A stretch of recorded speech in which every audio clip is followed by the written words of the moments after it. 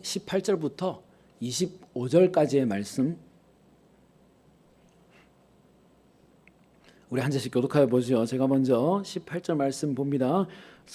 여호와 하나님이 이르시되 사람이 혼자 사는 것이 좋지 아니하니 내가 그를 위하여 돕는 배필을 지으리라 하시니라.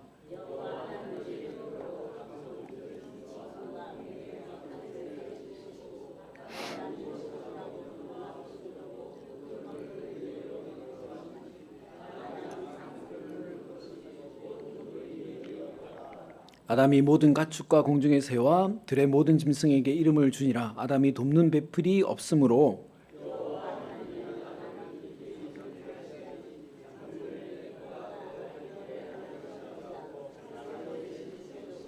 여호와 하나님이 아담에게서 취하신 그 갈빗대로 여자를 만드시고 그를 아담에게로 이끌어 오시니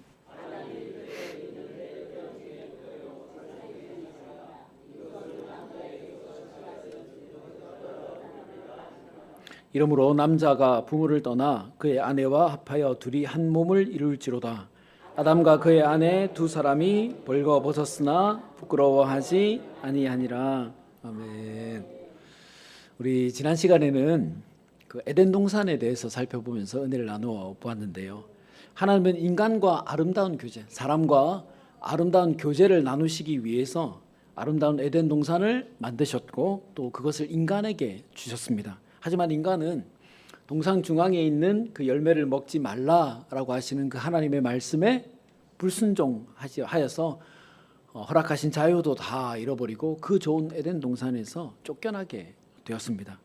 우리가 하나님과 다시 교제하고 또 우리의 삶을 에덴 동산으로 회복시킬 수 있는 방법은 애초에 하나님께서 주신 하나님의 말씀에 순종하는 것밖에는 없는 것입니다. 하나님은 우리가 하나님과 깊은 교제하기를 원하시고 또 에덴을 회복하기를 기뻐하십니다.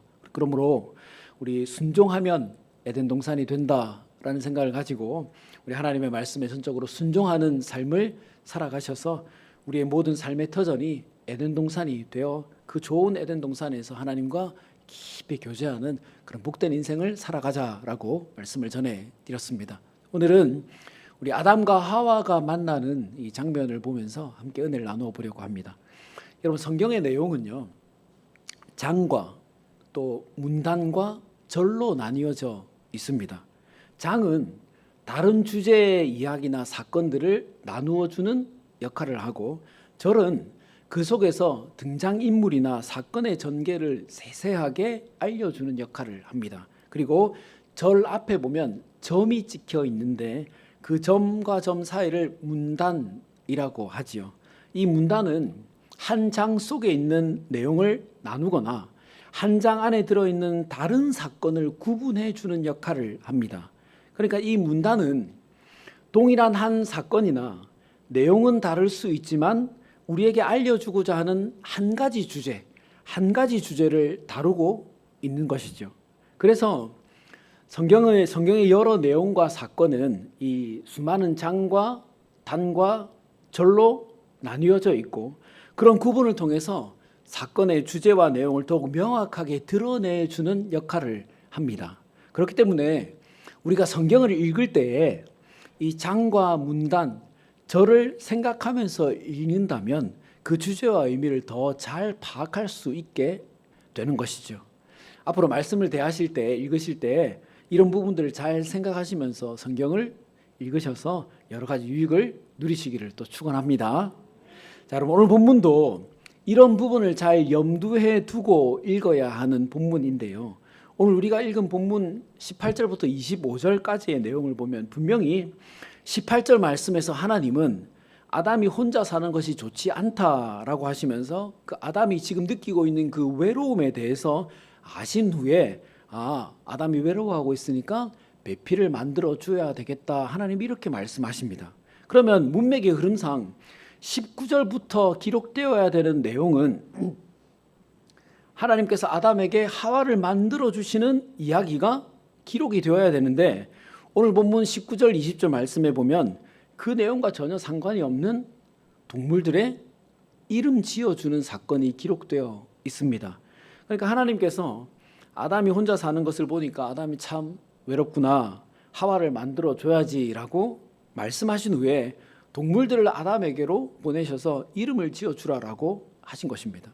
그리고 또 이어지는 20절 말씀 마지막 부분에 보면 아담이 동물들 이름 지어주는 이야기를 기록하다가 또 갑자기 마지막에 뭐라 그래요? 아담이 아담에게 돕는 배필이 없다, 또 이 이야기를 하십니다. 그러니까 이야기가 사실 뒤죽박죽인 것이에요. 아담이 외로워하는 이야기, 하와를 만들어줘야 되겠다는 이야기 하시다가 동물 이름 이야기 하시고, 또 동물 이름 이야기 하시다가 아담에게 배필이 없다, 이 이야기를 왔다 갔다 하시는 것이에요.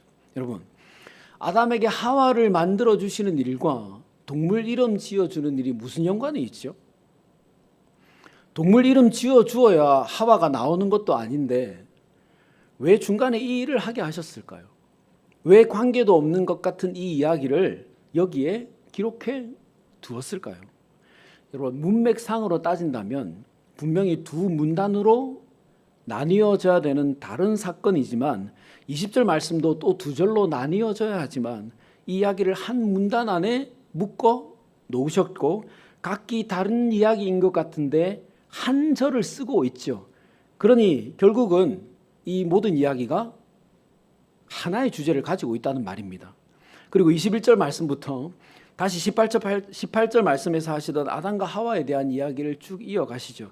그러니 여러분, 사건만을 보면 아담과 하와를 만나는 사건, 동물의 이름 지어주는 사건, 다른 두 가지 내용인 것 같지만 위에서 설명드린 대로 성경은 이 장면들을 한 문단으로 묶어 놓았기 때문에 분명히 한 가지 이야기를 우리들에게 하고 있는 것입니다. 여러분, 말씀을 계속 묵상하다가 이렇게 한번 질문을 해보았습니다. 아담이 외로워한다는 사실을 아신 하나님께서 바로 하와를 만들지 않으시고 왜 중간에 동물 이름 짓는 일을 하게 하셨을까 하는 것입니다. 여러분, 분명히 하나님 보시기에 아담이 혼자 거하는 것이 좋지 않으셨는데 그러면 바로 하와를 만들어 주시면 될 것 아니겠습니까? 근데 왜 그렇게 하지 않으시고 시간을 지체하시는가 하는 것입니다. 여러분, 하나님이 창조하신 것들 중에 좋지 않은 것은 하나도 없다고 했습니다. 근데 오늘 본문에 보면 혼자 있는 아담의 모습이 하나님 보시기에 좋지 않으셨습니다. 분명히 전지하신 하나님께서 아담의 외로움을 모르셨을 리가 없고 아담을 혼자 만들어주면 아담이 분명히 외로워하겠구나라고 하는 것을 모르셨을 리가 없으시죠. 또 다른 짐승들은 다 짝이 있는 떼나 무리로 만드셨는데 사람만 짝 없이 홀로 만드신 데는 이유가 있지 않으시겠습니까? 여러분, 하나님이 전능하신데 아담 만드실 때 하와 만드는 것이 뭐가 그렇게 어렵겠습니까? 아담 만드시고 금방 또 만드실 수 있지 않습니까? 근데 왜 지체하셨을까요? 왜 시간을 길게 오래 두셨을까요? 왜 그 사이에 동물들 이름 지어주라고 하셨을까요? 왜 아담으로 하여금 외로움을 느끼도록 내버려 두셨을까요? 여러분, 외로움 중에 있는 아담에게 하나님은 많은 짐승들을 이끌어 가신 후에 이름을 지어주라고 하셨습니다. 여러분, 지금 이 세상에도 우리가 보지도 못한, 이름도 알지 못하는 수많은 생물들이 살아가고 있지 않습니까? 그리고 멸종된 짐승도 그렇게 많은데 창조 때, 창세기 때 얼마나 많은 짐승들이 살았을까요? 얼마나 많은 생물들이 살고 있었을까요? 그리고 그 많은 짐승들의 이름을 대충 그냥 지어주겠습니까? 아담이 혼자 지어주는 것이 쉽지 않았을 것 아니겠습니까? 그리고 여러분, 짐승이 1000마리만 된다 하더라도 이름 다 지어줘야 되는데 시간이 얼마나 걸렸을까요? 그리고 여러분, 이름은 그 특징이나 정체성을 나타내는 것인데 짐승이라고 해서 아담이 그냥 막 지어줬겠습니까? 1번, 2번, 3번, 4번 이렇게 지었겠습니까? 바보 개똥이 그냥 막 지었겠습니까? 아니죠. 짐승들의 특징을 잘 살펴보고 난 다음에 그에 걸맞는 이름을 지어주지 않았겠습니까? 그러니 많은 시간이 걸렸겠죠. 그리고 하나님 모든 짐승들을 암수로 무리지어 사는 짐승들은 무리로 만드셨는데 그러면 여러분, 그런 무리와 암수가 있는 것을 아담이 보고 이름을 지어주면서 더 외로움을 느끼지 않았을까요? 야, 저 짐승들도 저렇게 이름 없는 저 짐승들도 짝이 있고 가족이 있고 무리가 있는데 나는 왜 이 넓은 에덴 동산에 혼자밖에 없나? 왜 나는 사람이 혼자밖에 없나?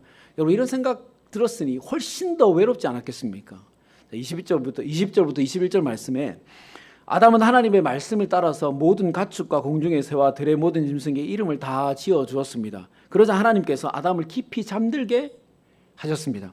그리고 그 갈빗대 하나를 취하셔서 그 갈빗대로 여자를 만들었다고 했습니다. 그리고 22절 말씀에 기록된 대로 아담에게로 데리고 오셔서 아담에게 주시면서 너희들 이제 부부다라고 말씀하셨습니다. 여러분 생각해 보십시오. 죄 짓기 전에 에덴은 정말 천국과 같은 곳이었죠. 위험이나 두려움이나 걱정과 염려가 없는 곳이었습니다. 근데 그런 에덴에 아담은 외로웠습니다. 그런 에덴에서. 그렇게 외로웠던 아담이 그 좋은 동산에 혼자밖에 없다고 생각했던 아담이 자신과 같은 사람 하와를 보고 얼마나 좋았을까요? 얼마나 기뻤을까요? 그래서 아담이 쳐다보고 있다가 정신을 차린 다음에 시를 한 편 쓰지요. 23절 말씀에 이는 내 뼈 중에 뼈요 살 중에 살이라 이것을 남자에게서 취하여 쓴즉 여자라 부르리라. 여러분 시 있잖아요. 시에는 운율이라고 하는 것이 있지 않습니까? 일정한 박자와 반복이 있어서 그 소위 시의 맛을 잘 살려줍니다. 아담이 하와를 보고 한 이 말, 내 뼈 중에 뼈요 살 중에 살이로다 라고 하는 말도 사실은 시입니다. 시. 한글로 이것이 번역이 되면서 이 운율이 다 망가져 버려서 사실 맛이 나지 않는데 히브리어로 보면 3음절로 된 3마디로 된 시로 되어 있습니다.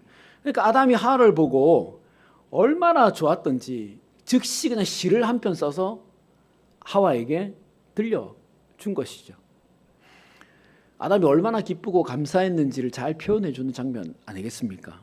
여러분 저는 이 관점으로 오늘 이 말씀을 보면서 하나님께서 아담의 외로움을 아시면서도 다른 일을 하게 하시고 그 일을 하면서 아담의 외로움을 아담이 더 외로움을 느끼게 하신 이유, 그 외로움을 극대화시키신 더 크게 하신 이유가 이것이구나라고 생각이 되었습니다. 여러분 무엇 때문이겠습니까? 그것은 하와에 대한 귀중함을 더 절실히 깨닫게 하고 또 하나님께서 가장 좋은 것을 가장 좋은 때에 주시는 분이시다라고 하는 것을 알게 하기 위해서라는 것입니다. 여러분 그렇지 않습니까? 쉽게 얻은 것이요. 쉽게 얻은 것은 받을 당시에는 좋지만 금방 하찮게 여기기가 쉽죠. 하지만 어렵게 얻은 것은 그것이 다 없어질 때까지 귀하게 여기는 마음이 우리에게 남아 있습니다. 여러분 어떻습니까? 마트에서 돈 주고 산 상추가 귀합니까? 내가 매일 물 주고 돌봐서 기른 상추가 귀합니까? 돈 준 게 더 귀한가요? 나의 시간과 수고가 들어간 상추가 더 귀하고 더 맛있는 것 같죠. 그리고 마트에서 산 상추를 내가 먹으면서 마트 직원한테 감사하는 사람은 없습니다. 내가 돈 주고 샀으니까요. 하지만 내가 애쓰고 수고해서 기른 그 상추를 먹을 때는 물론 내가 수고한 것이지만 감사하는 마음이 생기죠. 왜냐하면 우리의 수고가 거기에 들어가 있어서 그것이 귀하게 여겨지기 때문에 그렇습니다.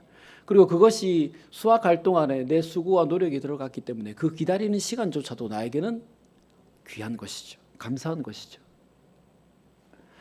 여러분 오늘 하나님이 아담에게 하와를 주시면서 원하신 마음이 바로 이것 아니겠는가 생각하는 것이에요. 여러분 하나님은 아담에게 귀한 하와를 주시면서 아담으로 하여금 이 하와가 얼마나 귀한 존재인가 또 어떻게 대하면서 살아야 하는가 하는 것을 깨닫게 하신 것이에요. 쉽게 얻지 않으시고 충분히 외로움을 다 느끼게 하신 다음에 야 나는 에덴 동산이 참 좋지만 혼자서는 외로워서 도저히 못 살겠다. 나와 같이 살 누군가가 정말 꼭 필요하다. 누군가 있으면 좋겠다. 그것이 극에 달할 때까지 기다리셨다가 짠 하고 주신 것이에요. 그러니 시를 그냥 그 자리에서 지어 바치는 것 아니겠습니까? 그리고 그 하와를 주신 하나님께 어떻게 감사하며 살아야 할지를 알게 하신 것이죠. 여러분 그렇지 않겠습니까? 만약에 아담이 외로워하지도 않고 오히려 혼자 사는 것이 편한데 하나님께서 어느 날 하와를 데리고 오셨으면 이렇게 기뻐하고 감격하지 않았겠죠. 나 하나님 별로 필요 없는데요. 나 혼자 사는 것이 더 좋은데요. 하와 있으면 잔소리나 하고 뭐 이건 먹어라 저건 먹어라 귀찮은데요. 만약에 여러분 이런 마음이었으면 하나님 하와를 왜 만드시나? 내 아까운 이 갈비뼈 왜 빼가셨나? 뭐 그러지 않았겠습니까? 감사하는 마음이 생겼겠습니까? 만약 그랬다면 시가 아니라 불평과 원망이 터져 나오겠죠. 그리고 하와를 전혀 귀하게 여기지 않았을 것입니다. 그러니 하나님은 아담에게 하와에 대한 그 필요성을 극대화로, 나에게 하와는 꼭 필요한 존재다라고 하는 것을 극대화시키시고 또 그 감사가 극에 달하도록 이 모든 상황과 시간을 끌어오신 것이에요. 그리고 여러분 24절 말씀에 뭐라고 기록합니까? 이러므로 남자가 부모를 떠나 그의 아내와 합하여 둘이 한 몸을 이룰지리라. 여러분 이 말씀은 좀 이상하지 않습니까? 여러분 아담에게 부모가 있습니까? 하와에게 부모가 있나요? 이 당시에 사람이라고 하는 아담과 하와 둘밖에 없는데 부모가 어디 있습니까? 없는 부모를 왜 떠나라고 하시는 것이죠. 그러니 이 말은 창세기를 보게 될 그 후손들 우리들에게 하신 말씀이죠. 하나님께서 아담에게 하와를 주실 때에 이렇게 귀하게 주셨으니까 너희들 아내를 볼 때마다 귀하게 여기고 사랑해라. 그리고 그 귀하고 좋은 것을 주신 분이 누구시냐? 하나님이시다. 그러니 하나님께서 주셨으니까 하나님께 너희들 아내를 볼 때마다 감사하면서 살아라 라고 하는 것이죠. 여러분 아내 보실 때마다 감사한 마음이 드십니까? 정말 귀하다 이런 생각 드십니까? 여러분 우리가 그런 생각이 들지 않는 것은 우리가 타락했기 때문에 그래요. 그래요. 회개하시고 아내를 볼 때마다 하나님 주신 귀한 선물이다. 좋은 선물이다. 또 아내만 주셨습니까? 남편도 하나님이 주셨지 않습니까? 그 남편을 볼 때마다 저 왼수 같은 것 이러지 마시고 내가 존귀하고 귀하게 여겨야 될 하나님의 좋은 선물이구나 여기면서 귀하게 여기시고 그것을 주신 남편과 아내를 주신 하나님께 감사하면서 살아야죠. 이것이 부모를 떠나 연합하라고 말씀하신 하나님의 뜻인 것이에요. 여러분 당시에 아담이 하나님께 하와를 달라고 기도했는지 그것은 알 수 없지만 하나님은 아담에게 가장 필요한 것 꼭 있어야 할 것을 그때 주셨습니다. 그리고 그것의 귀중함과 감사함을 잊지 않도록 하시기 위해서 그 귀중하게 여기는 마음, 간절히 원하는 마음이 극에 달하도록 감사의 마음이 극에 달하도록 기다렸다가 주셨습니다. 여러분 하나님은 우리에게 응답해 주시는 것, 베풀어 주신 것이 얼마나 귀한 것인가를 깨닫고 살기를 원하십니다. 또 가장 귀한 것을 가장 좋은 때에 주시는 분이시다라고 하는 것도 우리가 항상 잊지 않고 살기를 원하시죠. 또한 우리로 하여금 그 은혜에 대한 감사가 날마다 풍성해지기를 원하십니다. 여러분 우리는 많은 시간 동안 바램을 가지고 살아가죠. 열심히 기도하면서 살아갑니다. 하나님께 구하면서 살아갑니다. 바램이 강하면 강할수록 원하는 것이 많으면 많을수록 더 많은 시간 기도하고 더 깊이 간절히 기도하죠. 때로는 즉시 응답을 받아서 참 기쁘고 마음이 시원해지기도 하지만 어떤 것은 수년간 기도해도 하나님이 듣고 계신가 이게 의문이 생길 만큼 아무런 변화가 일어나지 않는 일들도 있습니다. 지지부진이 지나가 버릴 때도 많이 있죠. 하지만 여러분 무엇보다 중요한 것은 우리 하나님께서 우리의 그런 상황을 모르지 않으시고 다 알고 계신다라고 하는 것입니다. 이것이 믿음이죠. 당장 힘들고 답답해 죽겠는데 왜 동물 이름이나 지어주라고 하시나 이렇게 엉뚱한 하나님처럼 느껴지실 때도 있겠지만 우리 하나님 아버지께서는 분명히 이유와 계획과 목적을 가지고 우리 그 하나하나의 기도 제목에 응답하시는 좋으신 하나님이시죠. 때로는 즉시 응답하시고 때로는 늦추어 가십니다. 기간을 끌어가세요. 그리고 기다리시는 것이죠. 아담에게 그러하시고 성경의 수많은 인물들에게 그렇게 역사하신 것처럼 여러분 하나님께서는 분명히 가장 좋은 때에 가장 좋은 것을 우리에게 주시는 하나님이십니다. 그리고 그 일들을 통해서 우리의 감사를 극대화시키셔서 하나님께 큰 영광을 돌리는 그런 사람으로 살기를 원하시는 것이에요. 그럼 여러분 우리 어떻게 살아야 될까요? 좋은 것 주실 하나님을 기대하고 주실 때 감사하면서 살아야죠. 물론 무엇을 주실지 언제 주실지 우리는 알지 못합니다. 저도 모르고 여러분들도 모르시죠. 하지만 여러분, 한 가지 확실한 것은 하나님께서 우리에게 주시는 것은 항상 가장 좋은 것이고, 지금 우리에게 가장 필요한 것이고, 주시는 그때가 가장 좋은 때라고 하는 것입니다. 그러니 왜 지금 이런 응답을 주시나? 왜 빨리 응답해 주지 않으시나? 야, 지금은 이게 필요한 때가 아닌데 조금 더 빨리 주시지, 왜 이렇게 늦게 주시나? 이런 생각이 들 수도 있습니다. 하지만 여러분, 그것은 한치 앞도 볼 수 없는 우리들의 수준의 말인 것이고, 하나님은 영원을 살아계시는 하나님이시죠. 그리고 다 계획하시고 보고 계시고 섭리하시는 하나님이시죠. 그러니 오히려 지금 주신 것을 귀하게 여기고 감사하면서 살아가십시다. 또한 매일 하나님 주실 것들을 기대하고 찬송하면서 살아가십시다. 우리가 그렇게 살아갈 때 우리 하나님 날마다 좋은 것으로 우리들에게 응답해 주실 것이고, 우리가 드리는 감사와 찬송을 큰 영광으로 받아 주실 것입니다. 우리 그러므로 가장 좋은 것을 가장 좋은 때에, 가장 좋은 것을 가장 좋은 때에 주신다라는 생각을 가지고 우리 매일 가장 좋은 것을 주실 하나님을 기대하고 감사하고 찬송하면서 살아가시기를 주님의 이름으로 축원합니다. 우리 같이 기도하겠습니다. 좋으신 하나님, 감사합니다. 가장 좋은 것을 가장 좋은 때에 주시는 주님이신 줄 압니다. 주님, 오늘 아담에게 하와를 바로 주지 않으시고 아담의 외로움을 더하게 하셔서 하와를 향해서 귀하게 여기는 마음을 크게 하시고, 또한 하나님을 향한 감사의 마음을 극대화시키신 줄로 압니다. 주님, 우리는 그 상황 속에서 그저 답답하고 불편해하지만 우리 하나님 아버지께서는 그 모든 상황을 다 아시고 가장 좋은 때에 우리에게 응답해 주시는 주이신 줄 압니다. 하나님을 온전히 신뢰하지 못하고 앞서 행하지 않게 우리를 붙잡아 주시고 오히려 더욱 하나님을 기대하고 풍성한 감사를 준비하는 그런 우리가 되게 하여 주시옵소서. 그래서 늘 좋은 것을 주시는 하나님을 경험하게 하시고 좋은 것을 받아 누리는 우리가 되게 하여 주시옵소서. 하나님, 오늘 아침에 이기학 원사님께서 식사를 준비하시다가 손을 많이 다치셨습니다. 지금 응급수술을 하시고 병원에 입원 중에 계신데, 하나님께서 그 마음에도 위로하여 주시고 또 상처도 잘 아물고 회복되도록 우리 하나님 인도하여 주시옵소서. 그래서 하나님, 우리 이기학 원사님 마음에도 힘과 능력 더하여 주시고 잘 태어나서 전과 같이 주의 교회를 든든히 세워가는 우리 좋은 권사님, 또 우리 조병철 집사님 되도록 하나님 함께하여 주시옵소서. 이번 한 주도 가장 좋은 것을 가장 좋은 때에 주시는 하나님으로 인해서 매일 좋은 것을 누리고 감사하는 우리 모든 성도들 되기를 간절히 원하오며 예수님의 이름으로 기도드리옵나이다. 아멘.